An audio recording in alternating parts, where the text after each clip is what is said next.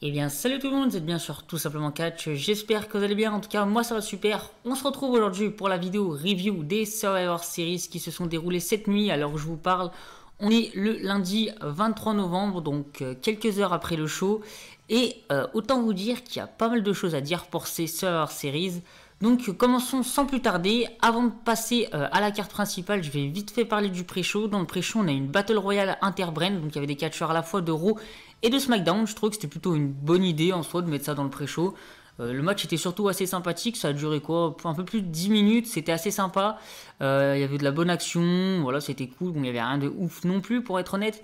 Mais par contre, ce qui est cool, c'est la victoire du Miz à la fin. Alors pourquoi je trouve ça cool? Tout simplement parce que c'est vrai que le Miz, ces dernières semaines, on le voit beaucoup du côté de Raw, mais on le voit également, surtout, beaucoup perdre. Voilà, il est assez mal booké pour un Mr. Money de Bank, je trouve. Et là, de le faire remporter cette Battle Royale, et ben ça lui redonne un peu de momentum, ça lui redonne un peu confiance, on va dire. Donc c'est plutôt sympa, et j'ai même cru à un moment quand il a gagné la Battle Royale que je me suis dit c'est un coup, ils vont le faire cacher ce soir, donc après le main event. Mais au final non, voilà, le Miz en tout cas repart avec une belle victoire, donc voilà. Et à noter que du coup à ce moment-là ça faisait 1-0 pour Raw, parce que pour rappeler sur leur série c'était Raw contre SmackDown. Donc là à ce moment-là ça faisait 1-0 pour Raw, et on verra après qu'en fait c'était un peu con. Il n'y avait aucun suspense pour savoir qui était la meilleure brain. Bref, commençons sans plus tarder par le premier match, donc qui opposait la Team Raw à la Team SmackDown. Je vais pas rémunérer tous les participants, ça sert à rien, voilà, vous les connaissez. Donc c'était le match, enfin le traditionnel match des Survivor Series masculin. Que dire du match? Déçu. Voilà, si je devrais résumer le match en un mot, c'est déçu. Pourquoi? Tout simplement parce qu'il n'y a vraiment eu aucun suspense dans ce match en fait, puisque j'ai l'impression, enfin on peut pas vraiment parler de squash, mais c'est vrai que la Team Raw a un peu squash la Team SmackDown, puisque les 5 superstars de SmackDown ont été éliminés, tandis que du côté de la Team Raw, aucune superstar a été éliminée. Donc voilà, ça a vraiment... Enfin, il n'y a eu aucun suspense en fait, si vous voulez, parce que les superstars se faisaient éliminer tour à tour. D'ailleurs, je vais parler rapidement de l'ordre d'élimination pour les SmackDown. Donc en premier, on a Seth Rollins, qui d'ailleurs ne s'est pas fait éliminer d'une façon assez banale, puisque c'est lui qui s'est, à vrai dire, auto-éliminé, puisqu'il s'est mis à genoux et a demandé à Sheamus de lui envoyer un Brogue Kick. Donc pour être honnête, j'ai pas trop compris le move de Seth Rollins. Pourquoi il a décidé de faire ça, on en saura sans doute plus dans les prochaines semaines. Quoi qu'il en soit, ensuite ça a été Kevin Owens qui a été éliminé, ensuite King Corbin, ensuite Otis et à la fin Jey Uso. D'ailleurs Jey Uso qui nous a fait une super kick partie à la fin, voilà, il a envoyé des super kicks à tout le monde, mais au final il s'est fait éliminer par Keith Lee avec une super powerbomb. Voilà, donc à part le fait qu'il n'y ait pas eu de suspense, le match a quand même été divertissant. Il y avait de la bonne action dans le ring, c'était plutôt sympa. Mais honnêtement, on est loin de la qualité des anciens matchs 5 contre 5 masculins qu'on avait pu avoir dans le passé. Donc c'est-à-dire les années précédentes. Les années précédentes, les matchs étaient beaucoup mieux. Voilà. Pour ce qui est de la durée, il a duré 19 minutes, ce qui est assez court aussi par rapport aux années précédentes. Au niveau de la note, j'ai mis 6,5 sur 10. Et on enchaîne avec le prochain combat. Et c'était un match que j'attendais assez quand même, parce que c'était une belle affiche et il a pas été décevant pour être honnête. C'était le match entre les champions par équipe de Raw, le New Day, et le champion par équipe de SmackDown, les Street Profits. Que dire du match? Eh ben, pas déçu. Voilà. Donc avant de parler du match, je vais quand même revenir sur la tenue du New Day, qui était vraiment sympathique. Ils avaient une tenue en mode guerrier. Enfin, ça faisait la promotion du DLC dans lequel ils apparaissaient là dans le jeu Gear of War 3, il me semble. Enfin, je suis pas sûr du tout. Pour ceux qui connaissent, n'hésitez pas à dire. Mais en tout cas, la tenue était bien sympa. Pour ce qui est du match, écoutez, voilà, on avait deux des meilleures équipes de la WWE actuellement, je pense, donc forcément ça a donné un bon match. J'ai noté que le New Day avait un petit penchant heel durant le match. C'est vrai qu'ils avaient... Enfin, ils étaient un peu à l'ancienne comme ils étaient à leur début quand ils étaient heel. Je trouvais ça assez sympa en soi, parce que c'est vrai que j'aurais mal vu les Street Profits jouer un peu les heels. En tout cas, c'était vraiment cool. Ça faisait un petit peu passation de pouvoir, on va dire, vous savez, un peu le New Day, vraiment l'équipe dominante des dernières années. Et là, les Street Profits qui les battent. Non, c'était vraiment cool. Le match a duré 13 minutes. C'est vrai que quelques minutes en plus, je pense que ça n'aurait pas été de trop. Voilà, en tout cas, c'était vraiment sympathique. Au niveau de la note, j'ai mis 8 sur 10. Et comme je l'ai dit, c'est donc les Street Profits qui ont remporté la rencontre. Ensuite, on enchaîne avec un match pas tip top. Voilà. Bobby Lashley contre Sami Zayn, champion US contre champion intercontinental. J'avais pas d'attente pour ce match et il n'y avait pas d'attente à avoir. Honnêtement, le match a duré 7 minutes, c'était assez court. Il s'est pas passé grand chose. Voilà, Sami Zayn qui a encore une fois essayé de jouer le fourbe. Mais c'était pas ouf pour être honnête. Donc voilà. Bobby Lashley qui remporte au final le combat. Bon, j'ai envie de dire choix logique. Même si c'est vrai que si on reparle du coup du compte pour savoir quelle est la meilleure brand, là on est à victoire du Mi, ça fait 1-0. Victoire de la Team Raw, ça fait 2-0. Victoire des Street Profits, ça fait 2-1 et là ça fait 3-1. Donc à partir de là, il n'y avait plus énormément de suspense. Donc voilà, pour ce qui est de la note, j'ai mis 5 sur 10 et encore, je me suis trouvé généreux. Ensuite, on enchaîne avec le prochain combat. Et là, c'était un match qui annonçait plutôt du bon, hein, puisque c'était la championne de Raw, Asuka, qui affrontait la championne de SmackDown, Sasha Banks. Et le match a été, ma foi, fort sympathique. Voilà.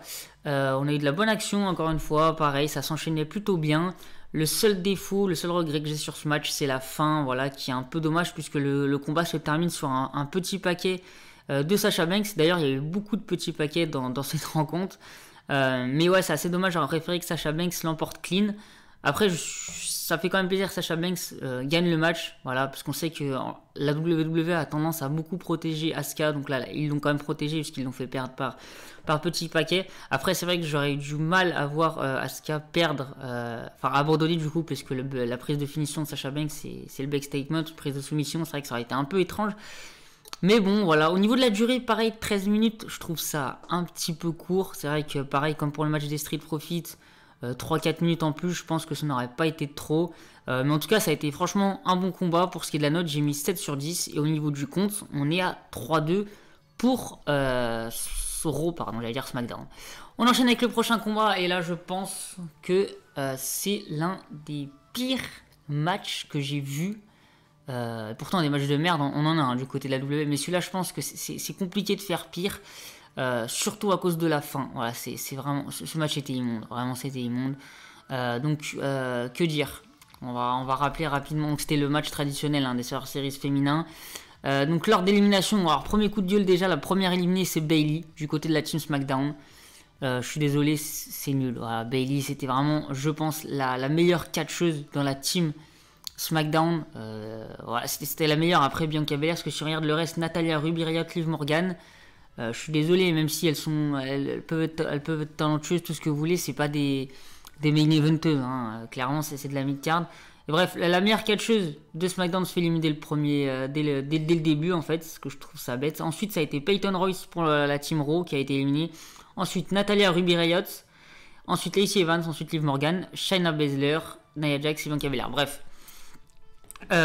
Déjà si on regarde le match dans sa globalité, ça n'a pas été ouf parce qu'il y avait des botches honnêtement dans tous les sens. Voilà, faut être honnête, la division féminine a beaucoup de lutteuses qui a énormément du mal in-ring, en termes de in-ring, je pense notamment à Ruby Riott, Liv Morgan, Peyton Royce. Voilà, ça c'est des catcheuses qui ont tendance, je trouve, à énormément botcher, dans l'exécution, à pas être très très très fort, on va dire, voilà, très honnêtement.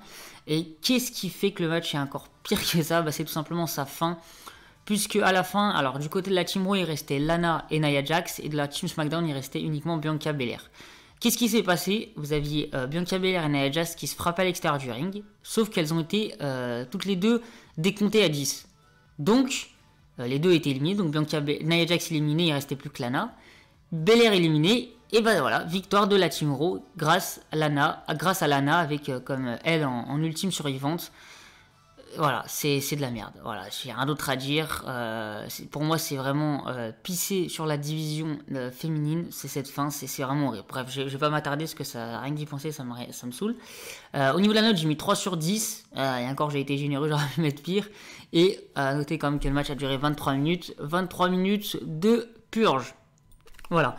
On enchaîne maintenant avec le main event of the evening. Et enfin quelque chose de mieux puisque c'était le match tant attendu entre le champion de la WWE Drew McIntyre et Roman Reigns, le champion universel.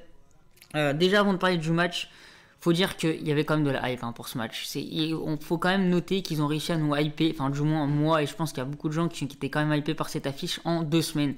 Clairement en 2 SmackDown ils ont réussi à hyper ce match. C'est top. Voilà, les entrées aussi c'était top. Roman Reigns qui arrive toujours à 2 à l'heure. Voilà, comme à sa nouvelle habitude, voilà, d'arriver tranquillement au ring, Pareil, Drew McIntyre, l'entrée top avec l'épée qui plante dans le sol et les pyros, c'était top. Voilà, et puis ensuite, voilà, le match était cool. Franchement, le match était vraiment bon. On a eu un match un peu crescendo. Voilà, vous voyez, le rythme s'est intensifié au fil des minutes. Le seul truc qui m'a un peu emmerdé au début, mais au final, j'ai trouvé ça en soi assez cohérent, c'est la fin, puisque Roman Reigns a gagné du coup, mais il n'a pas gagné clean, puisqu'il y a eu une intervention de Jey Uso.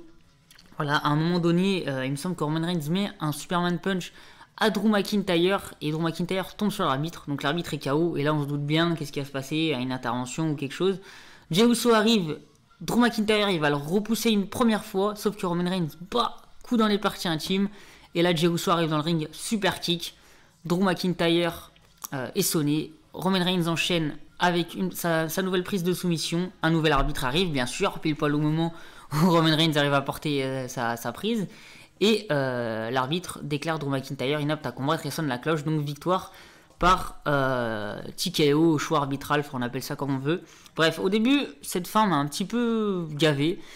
Et puis en y repensant, je me suis dit, c'est logique. Franchement, c'est logique, Roman Reigns, la WWE, ils veulent nous l'amener comme vraiment le top heel. Et il n'y a pas plus plus heel que ça en fait, si vous voulez. Certes, c'est du vu et revu, hein, ce genre de truc, ce genre de fin. Mais je trouve que ça avait sa place en fait pour vraiment réaffirmer Reigns en tant que heel. Et à la fois ça décrédibilise pas tant que ça Drew McIntyre. Donc voilà, c'est vrai que j'aurais préféré une fin clean de Reigns ou Drew McIntyre, mais c'est vrai qu'une fin de Reigns vainqueur, je trouve ça plus logique en soi, parce que ça décrédibilise pas tant que ça McIntyre. Mais bon, voilà. En tout cas, le match était vraiment cool. Pour ce qui est de la note, j'ai mis 8,5 sur 10. Et le match a duré 24 minutes. Ce qui est plutôt vraiment une bonne durée. Voilà, pour un choc des titans comme celui-ci. En tout cas, j'espère que ces deux hommes se affronteront un jour. Pourquoi pas pour un main event de WrestleMania, soyons fous. Et je pense que ça aurait vraiment de la gueule. Voilà. On enchaîne maintenant, avant de conclure, sur eh bien, le segment final. Et non un des moindres, puisque c'était la cérémonie de retirement de l'Undertaker. Voilà, il célébrait ses 30 ans de carrière en même temps et il partait en retraite. Et bah que dire, c'était vraiment cool. Voilà, par contre au début j'ai pas compris, il y a pas mal de légendes qui sont arrivées sur le ring. Donc une petite dizaine je pense. Et au final ils ont servi à rien. Il n'y en a pas un qui a pris la parole. Enfin bref, c'était bizarre. Ensuite ils nous ont diffusé un clip qui était vraiment pas mal. Qui résumait la carrière de l'Undertaker sur du Metallica. Franchement c'était au top. Et ensuite, on a eu l'Undertaker qui arrive au ring. Et voilà, quel moment incroyable, l'Undertaker, sa dernière entrée. C'était vraiment cool, ils ont fait une petite mise en scène avec des éclairs, c'était vraiment top. Il a fait un petit discours, c'était vraiment rapide. Il a dit, pour résumer, il me semble, voilà, ça fait 30 ans qu'il vient au ring pour casser des gueules. Maintenant, il est temps que l'Undertaker repose en paix. Voilà, c'était simple mais efficace.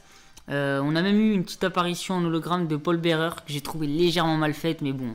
Voilà, on va pas non plus chipoter, ça sert à rien. C'était vraiment cool comme moment. En tout cas, voilà. Merci Undertaker pour tout. C'était vraiment top. Et puis voilà, on arrive maintenant à la conclusion du show. Donc, dans l'ensemble, le pay-per-view, faut être honnête, était vraiment pas top. Hein. C'était pas non plus du grand niveau.